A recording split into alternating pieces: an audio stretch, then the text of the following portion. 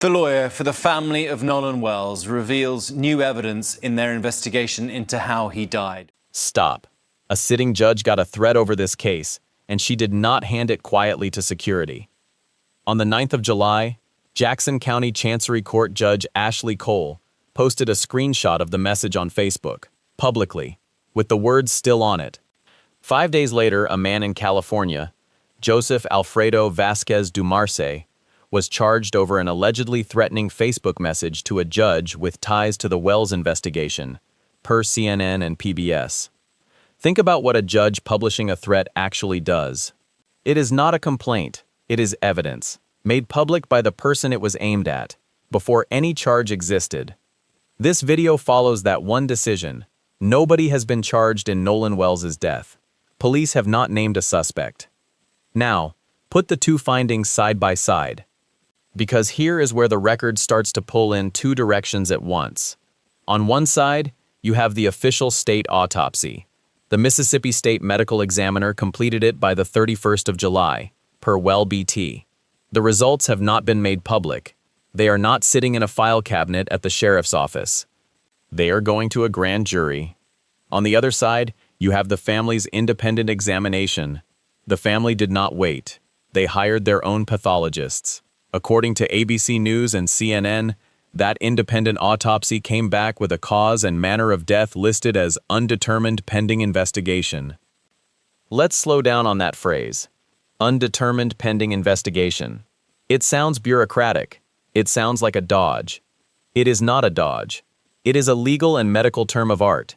It means the examiners could not establish a cause of death. Not that they are hiding one. Not that they are protecting someone. They looked at the evidence they had, and they could not say, with medical certainty, what killed Nolan Wells. Not yet. And that is the gap at the heart of this case. The state says nothing publicly. The independent examiners say undetermined, and the family is left holding a document that answers almost nothing. Now pull the camera back. Because the question of what happened to Nolan is not just about the autopsy table. It is about a timeline that has holes in it. Here is the concrete part. The departure comes from a machine, not a memory, roughly 4:31, per CBS News. That is the boat leaving. That is not Nolan's last moment. Nolan's last independently verified sighting came earlier. Per the United Cajun Navy report, and remember that is a volunteer search organization's document, not an official finding, as TMZ notes, that sighting fell between 3:23 and 4:27. Do the math with me. 3:23 to 4:27 is 64 minutes. Then, 4 minutes later, the boat is leaving the island. So you have a window of just over an hour where the official record goes quiet. And in that window, the story changes. Now here is the second pull. The sheriff's office has not been quiet. Jackson County Sheriff John Ledbetter told Locks on the 16th of July that his office has interviewed more than 60 witnesses. 60. That is not a small number. That is a team of investigators working. He also said the FBI is assisting with digital evidence. Why? Because Horn Island is on federal land. That is a jurisdictional detail that matters. It means the federal government has a legal foot in the door. And the three friends who were on the boat? They have been interviewed. That is what the sheriff said. Interviewed. Here is the turn. Because everyone connected to this case is suddenly a target. Per LiveNOW from Fox, the Bureau's second file here is aimed at whoever is sending the threats. Not just the witnesses, the officials, the people doing the investigating. So you have a case where no one has been charged, where the official autopsy is sealed, where the independent autopsy says undetermined, and where the people who know the most are now receiving threats. 3 people have been charged over those threats, and none of them, per CNN and the Washington Post, appears to know Nolan Wells, his family, or the boating group at all. Which raises the question that hangs over every piece of this record. Who is watching this case so closely that they feel the need to threaten the people involved? And why does a case with no named suspect and no public finding draw that kind of fire?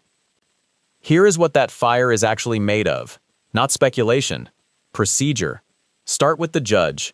On July 9th, Judge Ashley Cole posted a screenshot of an allegedly threatening message on Facebook, according to case reporting. She did not hide it. She published it. That is the fact. Think about what that does. The message stops being private. It becomes a public document. Anyone following this case can now look at the same words she received. Now, who is Ashley Cole? She is a judge on the Jackson County Chancery Court. In Mississippi, Chancery Court is civil court. It handles estates, property, guardianships, adoptions. It does not handle criminal cases. So a threat sent to a chancery judge over a death investigation is not routine. According to CNN and PBS NewsHour, the alleged message was sent to a chancery judge with ties to the Wells investigation. What exactly are those ties? The reporting does not say. Do not let anyone fill that blank for you. 5 days later, on July 14th, a man in California was charged, Joseph Alfredo Vasquez Dumarce, charged over an allegedly threatening Facebook message sent to that judge, per CNN and PBS NewsHour. Charged is not convicted. Charged means prosecutors say there is enough evidence to move forward. The word allegedly means the message is still in dispute. Now the autopsy. Per WLBT, the state finished its own examination at the end of July. The results have not been made public. They are going to a grand jury. A grand jury is not a trial. It is a screening room. A group of citizens hears evidence behind closed doors. They answer one question: is there enough evidence to bring a formal charge? They do not decide guilt. They do not decide innocence. They decide whether the case moves forward. That is why the autopsy is not on your screen. It is not being hidden. It is being carried toward that jury, and you may not hear what that jury hears. Grand juries work in private. The family's independent autopsy tells you the same thing from a different angle. Per ABC News and CNN, it returned with the phrase undetermined pending investigation. In plain words, the examiners could not yet say what killed Nolan. Pending means the answer is expected. It is not a closed case. It is an open door. Now the threats. A second federal file here points outward, per LiveNOW from Fox, at whoever has been sending threats, not at those receiving them. Two groups, witnesses and officials, both are being threatened. That is why the FBI is in this at all. And remember what the sheriff said, Horn Island is federal land. That gives the FBI a legal lane into the digital evidence, according to Sheriff John Ledbetter via Locks. One of them has had counsel put a written demand out, per WWL, The Grio, and ABC News. A cease and desist letter is a legal demand to stop. It is not a criminal charge. It is a civil warning. This one is over statements made about that friend online. Online words now produce legal paper. The letter does not prove the statements are false. It proves the legal line has been drawn. And then there is a fake document. Mississippi Public Safety Commissioner Sean Tindell warned that a purported toxicology report circulating on social media is fraudulent, per WLBT. That is an official looking at something the internet is sharing and saying, this is not real. Meanwhile, Mississippi officials have told the public to slow down, per Newsweek. They're warning, social media speculation can hinder the investigation. So here is where the legal path stands. One autopsy is not public. One autopsy is undetermined. Witnesses are threatened. Officials are threatened. Nobody has been charged in Nolan's death. And a judge put the threat against her in public view. Now watch the dates.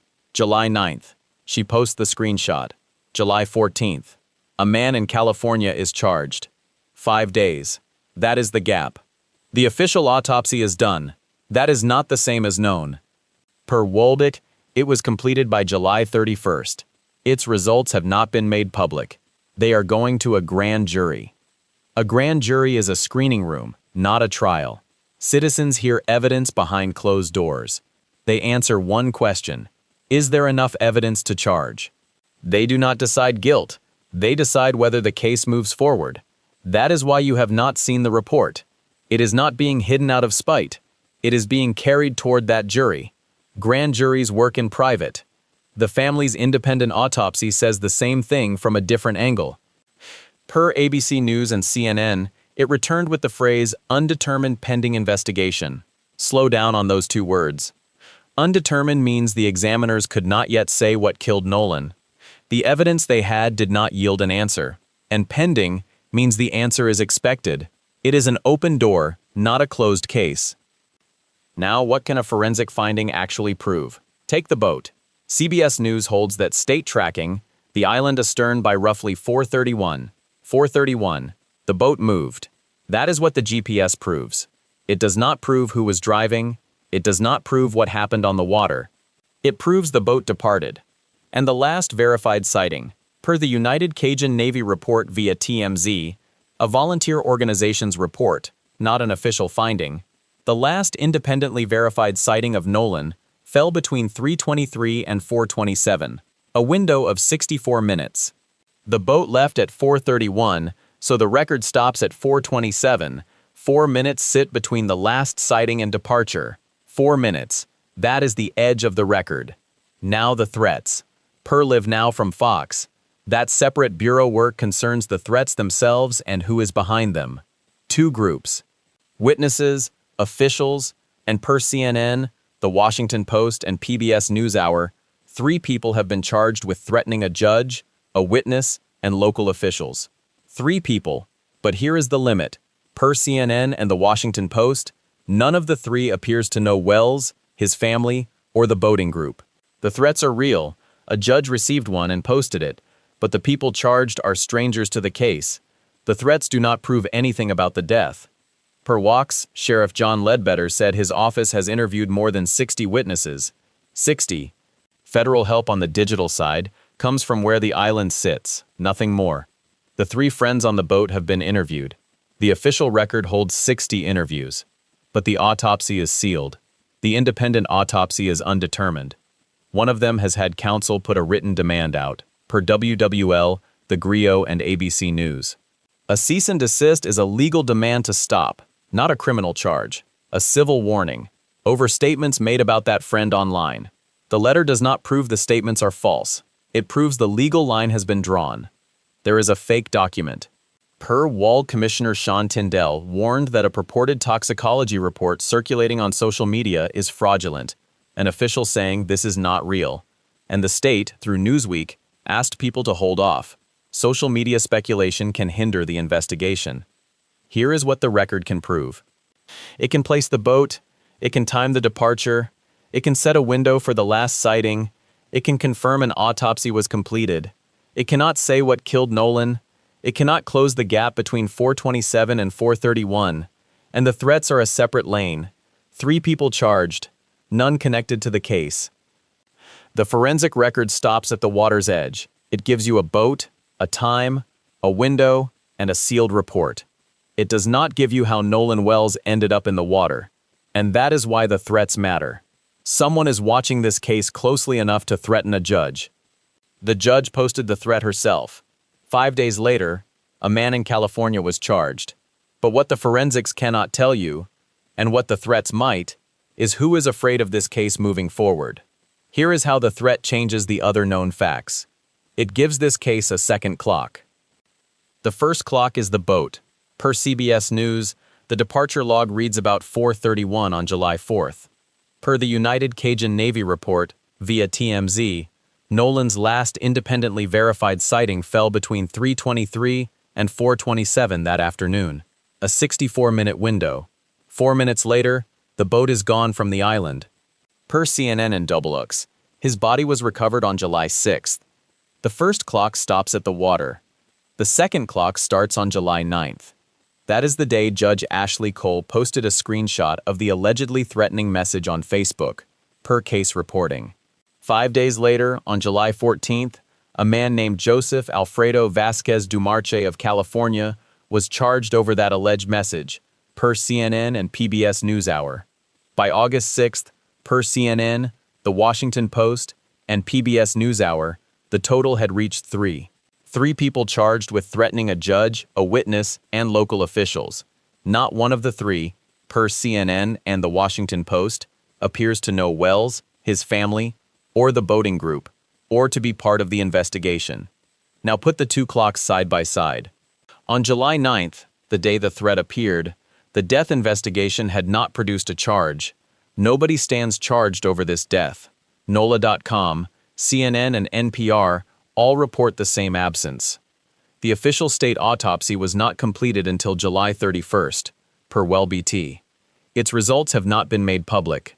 They are going to a grand jury. The independent autopsy, per ABC News and CNN, returned a cause and manner of death of undetermined pending investigation. On the day the threat was posted, the question of what killed Nolan had no answer. That is the space the threat entered. And the threat was not a private moment. Per LiveNOW from Fox, that separate bureau work concerns the threats themselves and who is behind them. The friends from the trip have reported death threats and online harassment, per WWL, The Grio, and ABC News. One friend's attorney has sent a cease and desist letter, a legal demand to stop, not a criminal charge. A line drawn in a civil document. Notice which court the judge sits in. Jackson County Chancery Court, per CNN and PBS NewsHour. For people outside Mississippi, chancery is the old word for the civil side of the system. Estates, guardianships, land. Not the courtroom where criminal trials are held. Within 5 days of the judge posting that screenshot, a charge was filed over the threat. Now add what officials have said about the public conversation. Through Newsweek, the state asked for patience and gave a reason. Social media speculation could hinder the investigation. Per Salt, Mississippi Public Safety Commissioner Sean Tyndall warned that a purported toxicology report circulating online is fraudulent. So this case produced a fake document and real threats before it produced an official cause of death. The death lane is not idle. More than 60 witnesses have been interviewed, per Rayox. The Bureau is on the digital side for a jurisdictional reason. The island is federal ground. The 3 friends who were on the boat have also been interviewed, per Rayox. You can put that beside the threat lane. 3 people charged, none connected to the boat. Here is what the threat does to the other known facts. It does not move the boat. It does not close the 64-minute window. It does not change the GPS. But it changes the context around all of them. The investigation is no longer just about what happened on Horn Island. It is also about what happened after the island. Who sent the threats? What the FBI is examining in both lanes, and how 3 strangers to the case ended up charged. The threat lane has already produced 3 charges. The death lane has produced no charges. The state autopsy is going to a grand jury. And that is where the 2 clocks are heading. The 2 clocks are still running. The question is which one we hear about next. Here is where each lane stands right now. In the death lane, the official autopsy is finished. Per Forge Walt, it was completed by July 31st. Its results have not been made public. They are going to a grand jury. A grand jury is a closed room. Prosecutors bring evidence. Jurors decide whether there is enough to charge someone. For now, that room is the only place the state's autopsy findings will be heard. No one outside it knows what the medical examiner wrote. And so far, no one has been charged in Nolan's death. In the threat lane, the next step is still open. Per LiveNOW from Fox. That separate bureau work concerns the threats themselves and who is behind them. 3 people have already been charged, per CNN, The Washington Post, and PBS NewsHour. None of them appears to know Nolan, his family, or the boating group, per CNN and The Washington Post. Think about that. The people charged over the threats are strangers to the case. They entered this story from the outside, and the FBI is still investigating. Now put the 2 lanes side by side. The threat lane has 3 charges and an open FBI investigation. The death lane has no charges and an autopsy report sealed inside a grand jury process. 2 lanes. One produced charges. The other produced none. That is a fact about the process. It is not a verdict about anyone on that boat. But it is the shape of the case right now. While the lanes run, the public conversation keeps generating its own noise. Per Newsweek, Mississippi officials have urged people not to rush to conclusions. Social media speculation could hinder the investigation. Per WLBT, the state's public safety commissioner has warned that a purported toxicology report circulating online is fraudulent. So this case has produced a document the state calls false and threats the FBI is still chasing, all before the official cause of death has been released. So what comes next? In the death lane, the next public marker is the grand jury. We do not have a date, but that is where the autopsy goes. That is where a decision about charges gets made. In the threat lane, the next marker could be another charge.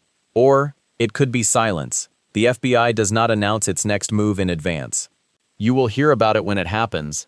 But the person at the center of the wait is not in any of those rooms. Nolan's mother, Christine Wansley, is outside them. The independent autopsy the family commissioned already returned one answer: undetermined pending investigation, per ABC News and CNN. That is the answer she has. An examination that could not say what killed her son. Meanwhile, the official answer is sitting inside a process the public cannot see. And here is the concrete shape of what she is waiting on. CBS News holds the state's position log for that vessel. It clears the island near 4:30. The last verified sighting sits somewhere inside a window running 323 to 427, per the United Cajun Navy report, which that group says is not an official finding.